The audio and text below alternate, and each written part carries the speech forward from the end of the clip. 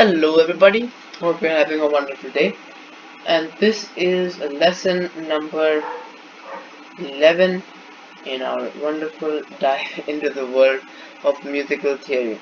Now for this lesson I didn't really have a title to put because um, what we're going to be discussing today doesn't really have like one big topic, but I did want to discuss it nonetheless. So today we're going to be discussing exactly which octave intervals correspond to which keys on the piano, or what practical music, and what's the difference between these which we write in music which may be an octave apart, or pitches which we write in music which may be an octave apart. As you can see, that would have been too long to write here, so I'm going to leave that blank for now. That being said, if you've been doing your practice, which you should have, you should probably know, you should probably be able to identify, just based on looking at a note or whatever, using the acronym, what letter or what pitch a note corresponds to when I place it on the staff, the 5 lines, right? When I place it, you should be able to tell me which letter pitch, like which A, B, C, D, whatever, which pitch it corresponds to, right? So let me just go ahead and put down my treble clef here. Yeah, not that great, but yes. So yes, so for example, if I were to put a note here on the 4th line, you should be able to tell me by now that this note is D. And if you can't, I suggest you go watch my earlier lessons or do some of the worksheets I've linked. But aside from that, I'm assuming you're going just knowing that. Now, two questions you may have had after going through this is that, well, let's say I have the note, pitch C here, right? Sorry about that. Let's say I've written the pitch C there, right? And what if I have a pitch C here? So both of these you can count. Well, my staff is not that neat, but you can count that both of these are C. But then, are they the same? Are they the same? And in fact, if I saw the C, what would I play on the piano? Can I play any C I want to play? Is it up to me? Because there are many C's on the piano. So these are all the questions we're going to be answering in this class. So number one, are these two pitches the same? No. While they have the same letter, we write them with the same letter, they are in fact different. The major difference being the second one is much higher as compared to the first one. This is much higher and that's much lower. So I can actually play it for you so you get an understanding of what this means. So the lower pitch, the one which is 1 legend line below the staff, sounds like this. And the higher pitch, the one which is in the third space, sounds like this. So I'll play them again. Now they certainly sound very similar. In fact, they sound so similar that that's why they're at an octave interval. That's why we call them the same letter pitch, right? That's why we use the same letter to denote the pitch of both of these notes, because they sound so similar. And if you want to go into the mathematics of it, the reason that happens is because this is exactly double the frequency of that. The frequency ratio is 2 at an octave interval. But less, we don't have to get into that, right? Point being is they sound extremely similar, but they're not the same. One is significantly higher than the other. They aren't the same pitch. So one is significantly higher than the other. That's the first thing. So when you have notes at an octave interval, which hopefully you know by now, which is when you have one note in a higher version of the same note, higher or lower, they're not the same. They are not the same pitch. They don't have the same pitch. One is higher or lower than the other, but we write them using the same letter, and they have the same pitch technically in terms of natural pitches, because they sound so similar. So it's slightly complicated way of saying it, but yeah, regardless, both of these are C, but they're different C's. And the way we decipher that is just by looking at them. So I can see this one's lower and this one. But what you'll usually see people doing is, when you don't write music with staff, when you're trying to write it out, which is usually not encouraged or done, when you do write it out, most people mention C some number, and it could be C1, C2, and they mention it like that. This is applicable for maybe B, any pitch, because I've used the example of C in this, but this could be any pitch, B1, B2. So that's one way in which we decided to do things. But generally, just by looking at the stuff, I can differentiate between them. I can say that these aren't the same. I would not play the same key on the piano, and that's one thing I wanted to cover. And that perfectly transitions me into the other thing is when I see this pitch, which key on the piano do I play? Because I can identify that it's C, but then am I open to play any C? Is that my choice? I can play any C I want, and the answer is a big fat no. Believe it or not, the staff notes, the notes I place on the staff, and the pitches that those positions correspond to have specificity to them. They are specific. So this C corresponds to only one and only one C on this piano. And if I play any other C aside from the one that this corresponds to, it would be me not obeying the music. It would be wrong. That's not what's written there. This is a specific note. And exactly which key on the piano is this? Well, that is for those of you who are wondering, this one. This right here, that is the pitch we need. So this is the key on the piano which this first one corresponds to. So that brings me to how we can generalize. That was just an example. So how for example, if I've got a note here, B, how do I know which B to play on the piano? There are many B's. Well, the way to start off learning about this is that, so this note right here, which is one ledger line below the staff, this note which I'm placing one ledger line below the staff, that is what we call in music middle C. This is a very important thing to realize. I have a slightly frantic session, but yes, this note right here is middle C. And we call it that because it falls right around the center of the piano. It is middle C. Now, the numbering system I was mentioning earlier, for those of you who are curious, this corresponds to C4. You can count out the C's to, well, there are more on that side, but yeah, that's just one extra piece of information. So this is middle C, and middle C corresponds to this key on the piano.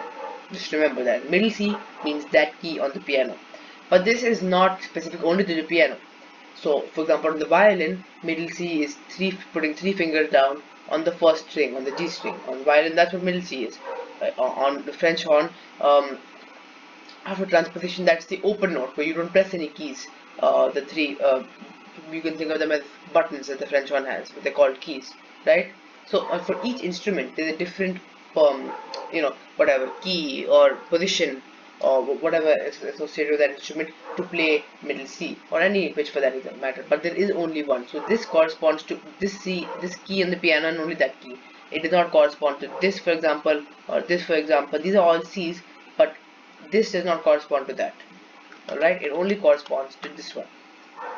And using this information, once if you guys are confused exactly where to spot middle C on the piano, here's a very simple method. So first step is to look towards the middle of the piano. This is sort of the middle region right here, right? Okay, now try to identify two black keys which are just next to each other. So look towards the middle and try to identify two black keys. Okay, two black keys, got it. Now look at the white key which comes just before these two black keys, and I can do that, and I can see, oh, it's this one, and that indeed is your middle C. Let me just write it down here. Back under images. That is the middle C. That's how you can spot middle C. Once again, just try to look towards the center of the piano, try to find two black keys around there, and the white key that is just before them is middle C. And now using this information that in Treble Clef, this is middle C, I can reverse engineer what everything else corresponds to. For example, my C over here, well, let's say that is an octave above, so that would be this C. My second note, this one right here, that corresponds to this C. And I can choose this F, right? This F in the first space. I want you to pause the video and try to figure out where it corresponds to. So I'm assuming you pause it and give it a go, and it indeed corresponds to this F right here. And this F and only this F. So if I played this key, if I read that music and played this key, which is also an F, it would be wrong. It would not be reading the music written, because this position corresponds only and only to that F. So each pitch, each position of a note corresponds to only one key on the piano, not a bunch of different keys. Only one key. And the way to figure that out is that This one, which is one letter line below the staff, is middle C. Just keep that in mind, and using that you can reverse engineer everything. This is not super important for music theory, right? And this is also just a very theoretical way of getting it.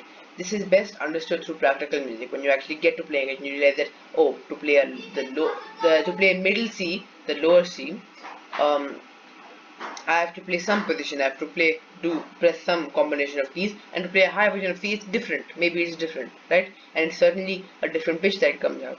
So this is usually the way that works.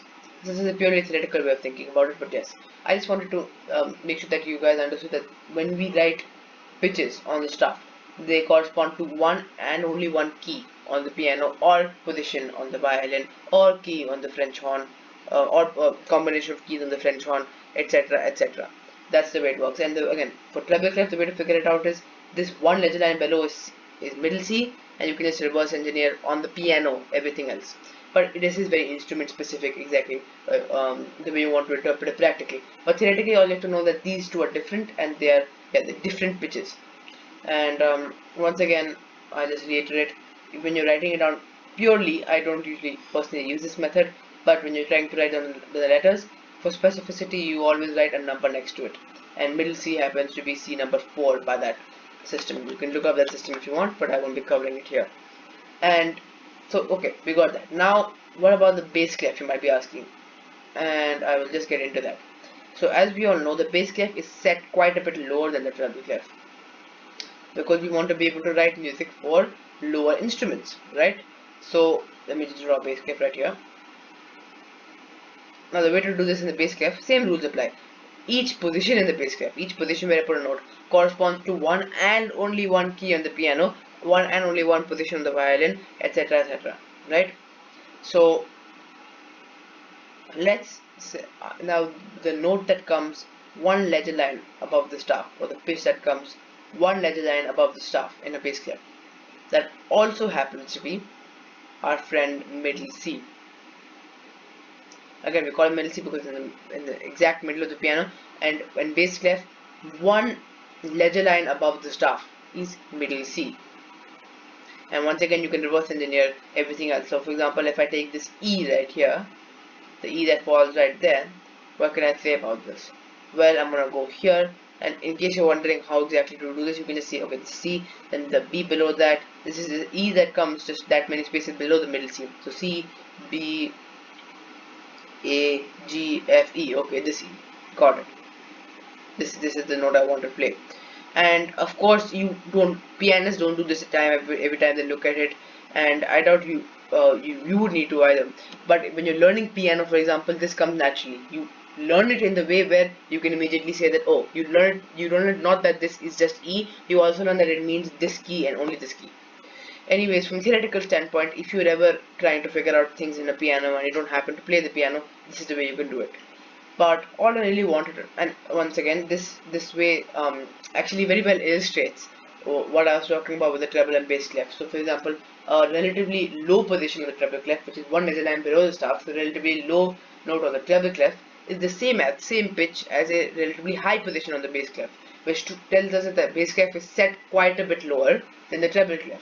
And again, just to accommodate for those instruments which play like the cello, where the music would be in all ledger lines if I use the treble clef, but can fit comfortably in these 5 lines if I use the bass clef.